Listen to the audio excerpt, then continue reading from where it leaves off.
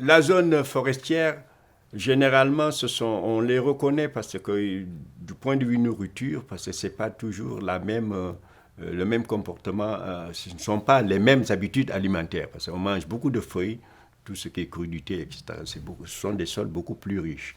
Donc, du point de vue morphologie, ils sont beaucoup plus forts, plus petits que les zones du Sahel, en gros. Hein. Le Sahel, c'est le nord. Je vous remontre Je reviens sur le Sénégal pour que vous puissiez vous faire une idée. Vous voyez, le nord, parce que aussitôt vous avez la Mauritanie. C'est ce qu'on appelle l'écosystème aride. Aride ou semi-aride. Par là, nous avons le Fouta, c'est-à-dire ce sont les Peuls. Au pluriel, on dit les Alpularen. Nous avons également les Soninké qui habitent dans les parages. Vous voyez, tout ça, c'est la zone. Le sud, vous voyez, c'est un peu plus bas. C'est après la Gambie, vous avez la Casamance par là, c'est beaucoup plus arrosé. Nous avons par là ce qu'on a, entre 1000 et 1500 mm d'eau par an. Schéma relationnel de la famille, écologie de la société, ça c'est vraiment le schéma de base qui me paraît intéressant. Là, vous voyez, le plus important là, c'est le nœud culturel. Je crois que j'en ai parlé. Le nœud culturel, s'il y a un nœud culturel, c'est parce que tout simplement, celui qui arrive n'est pas accepté par celui qu'il trouve. Bon, s'il n'y a pas un minimum de tolérance ou bien de compréhension, souvent, ça peut ou ça pourrait entraîner ce qu'on appelle des conflits. Repère culturel, et là, c'est du point de vue épistémologique. Donc, il faut vraiment une connaissance linguistique. On ne peut pas connaître toutes les langues, mais au moins savoir connaître quelques éléments. Repère historique, ça me paraît important. Repère surtout religieux, parce que là, c'est le point le plus important. La religion, d'ailleurs, on le voit maintenant. Tolérance, qu'est-ce que c'est la religion? C'est les croyances. Qu'est-ce que c'est les croyances? Il y a ce qu'on appelle pluricroyance. Et il y a ce qu'on appelle également le tout, formant ce qu'on appelle le syncrétisme. Et de plus en plus, je pense que l'homme moderne devient syncrétique, c'est-à-dire vit dans ce qu'on appelle, dans un contexte de syncrétisme religieux ou culturel. Interrelation des faits sociétaux, et société, genèse des conflits, repères organisationnels, repères de conflits. La famille, alors là, pour la famille, je pense que il faut des définitions qui me paraissent intéressantes. Si on prend la définition, bien sûr, de Durkheim ou bien de Mauss, la notion varie avec les cultures. Aussi, Durkheim et Mauss ont-ils affirmé que la famille est un fait social et non biologique. Bon, c'est discutable, hein? Les tribus dites primitives n'accordent pas la même importance aux couples reproducteurs. De plus, l'évolution, ce n'est pas faite à partir de celui-ci vers des associations plus larges, mais, au contraire, on peut expliquer la famille conjugale à partir de la parenté indivise.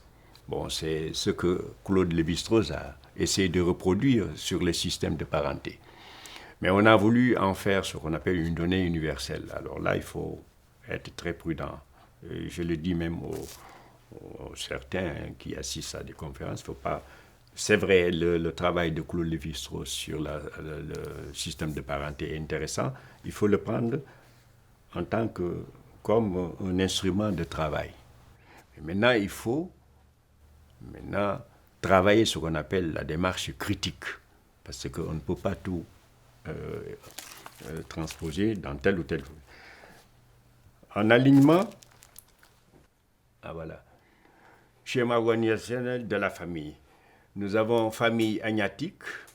Famille agnatique, descendance paternelle, père, mère, seulement reproductrice, fils, femme et enfants. On trouve ça dans ce qu'on appelle chez les Slaves du Sud. Hein.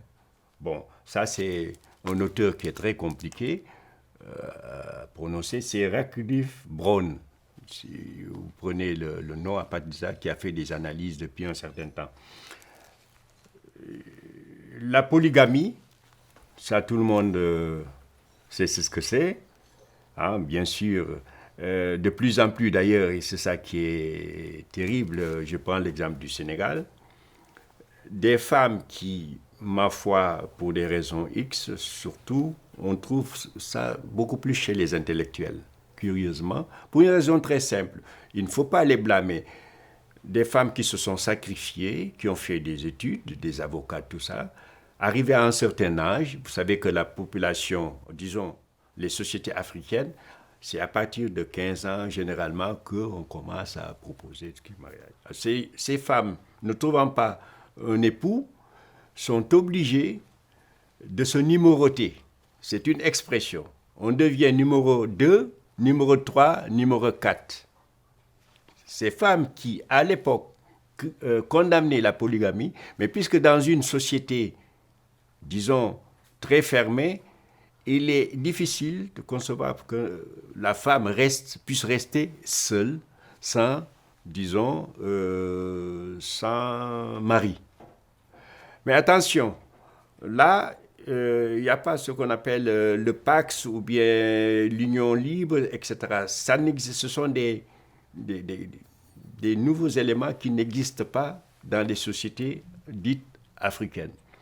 Par contre, celles qui ont fait des études à l'extérieur, etc., pratiquent cela. On le voit ici en Europe, que ce soit aux États-Unis, etc. Ça mérite d'être signalé. Il y a un type de famille qui me paraît intéressant aussi, c'est la famille Ambilac. Ambilanak.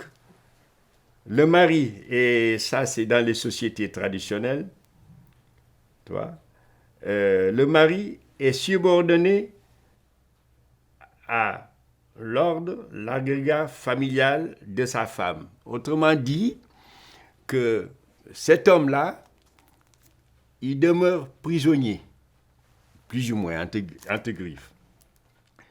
Ou alors jusqu'à la naissance du premier enfant.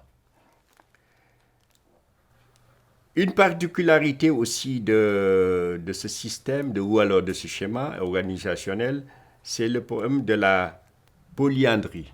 C'est très intéressant, il faut en parler, mais qu'on ne trouve pas en Afrique. Chez les Bassari, j'ai essayé modestement de comprendre, parce que peut-on parler de polyandrie ou alors de... Parce que la femme, on peut la laisser avec un étranger. Et c'est une femme mariée. Est-ce qu'on peut considérer ça comme une polyandrie? Je ne pense pas, puisqu'il n'y a pas mariage. Donc, autrement dit, la polyandrie, c'est une femme qui a plusieurs époux, mais qu'on ne trouve pas encore. Il y a quelques poches, me semble-t-il, en Asie, dans certains coins. Voilà. Conclusion. Finir notre travail. Que dire? Le niveau de connaissance de l'éducation, puisque c'est surtout ça qui nous est demandé, à la vie familiale, par les jeunes demeure une véritable interrogation pour l'Afrique, subissant une mutation sociale du fait des éléments culturels exogènes. J'en ai parlé, parce que tout ce qui est élément exogène a complètement bouleversé ce qu'on appelle le champ sociétal en Afrique. Et de la mondialisation des technologies culturelles. Aussi, assistons-nous à une prise de conscience non encore maîtrisée des jeunes.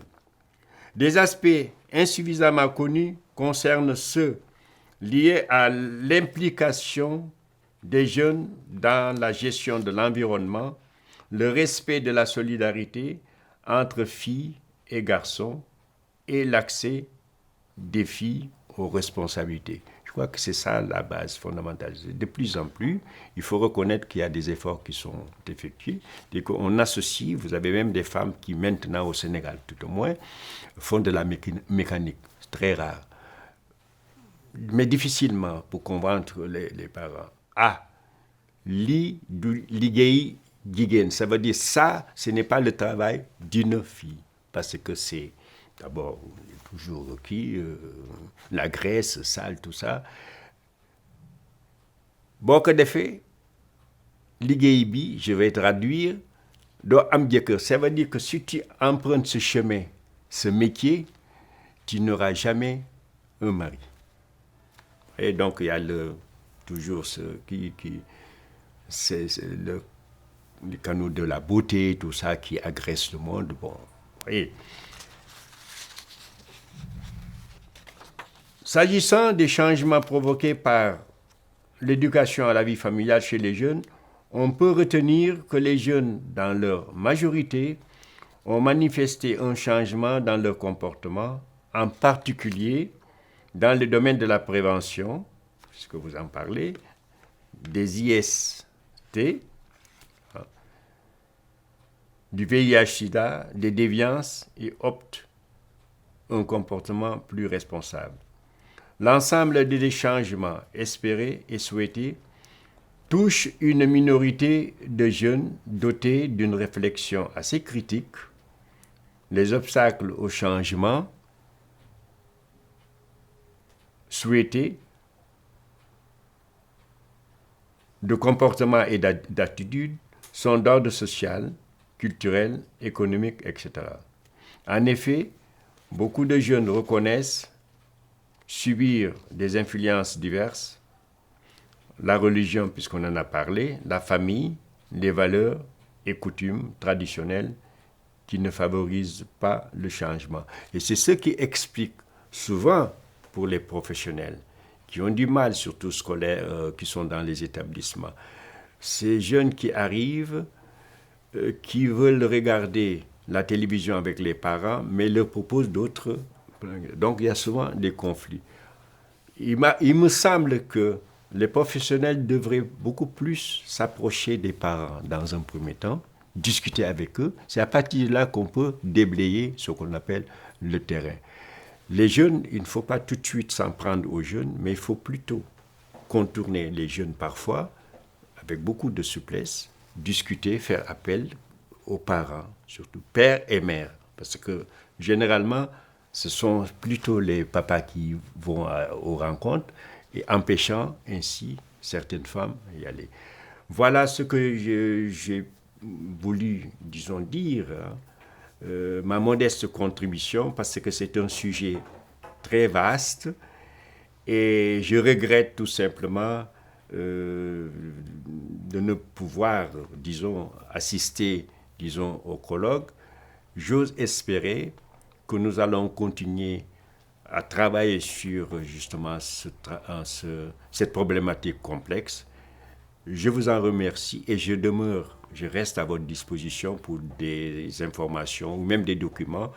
Je ne suis pas gourmand et je donne tout ce que je produis modestement. Voilà, je vous en remercie.